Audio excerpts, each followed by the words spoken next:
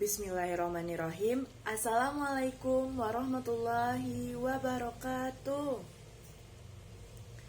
Apa kabar anak-anak ibu semuanya? Alhamdulillah, luar biasa, Allahu Akbar. Masya Allah, anak-anak ibu sangat semangat sekali ya untuk mengikuti pembelajaran hari ini. Nah, sebelum kita mengikuti pembelajaran pada hari ini, ketua kelas dipimpin dulu untuk doanya. Oke, sekarang ibu cek absensinya ya. Ara, Faisal, Mita. Oke, semuanya hadir ya. Oke, sebelum kita mulai pembelajaran hari ini, anak-anak ibu ada yang tahu nggak kita belajar apa hari ini? Ya, benar Mita, kita akan belajar tentang siklus air. Sebelum itu, anak-anak ibu pernah ngelihat hujan nggak? Oh, pernah. Nah, tahu nggak anak-anak ibu kenapa hujan itu bisa terjadi? Kalau belum, kita simak ya video berikut ini. Siklus air adalah sirkulasi atau perputaran air secara terus-menerus dari bumi ke atmosfer, lalu kembali lagi ke bumi.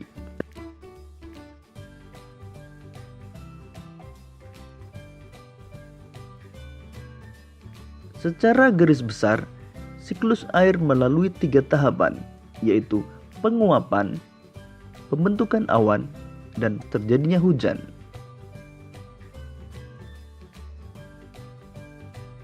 Air di laut, sungai, dan danau menguap karena terkena panas matahari.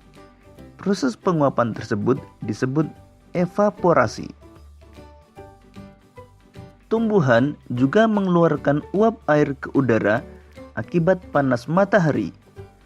Proses penguapan yang berasal dari tumbuhan disebut transpirasi.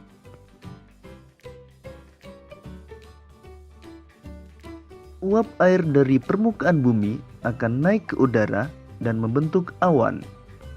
Kumpulan uap air tersebut akan mengalami pengembunan membentuk titik-titik air. Proses tersebut disebut kondensasi. Lalu angin akan membawa awan ke daratan atau dataran tinggi. Selanjutnya titik-titik air di awan akan turun menjadi hujan. Proses ini disebut presipitasi.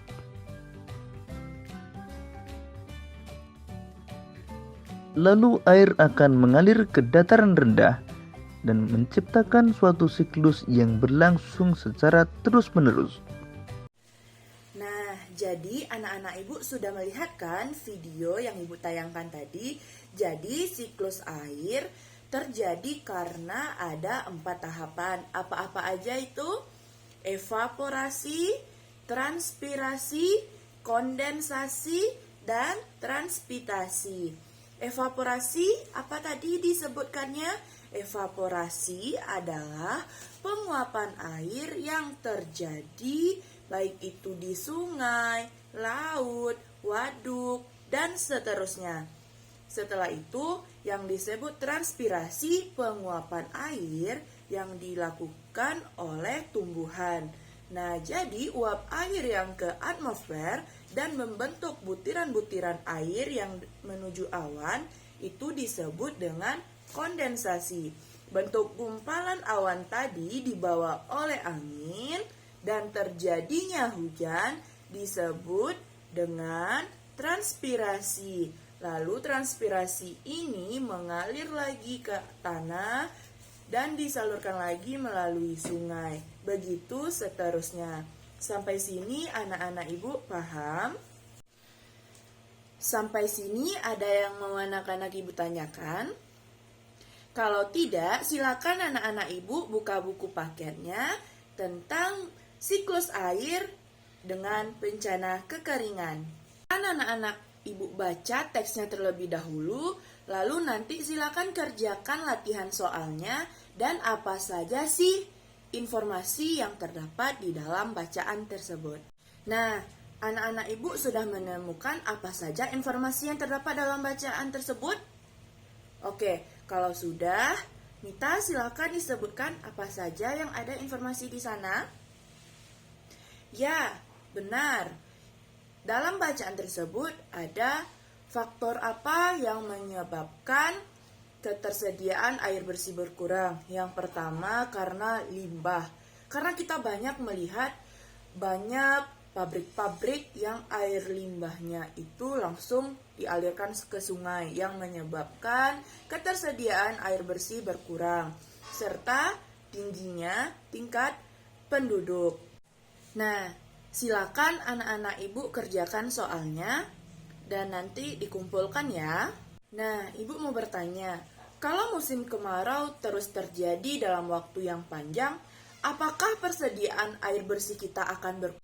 Nah, jawabannya iya, karena pada musim kemarau terjadinya pemanasan global, baik itu di sungai, laut, waduk, dan lain-lain.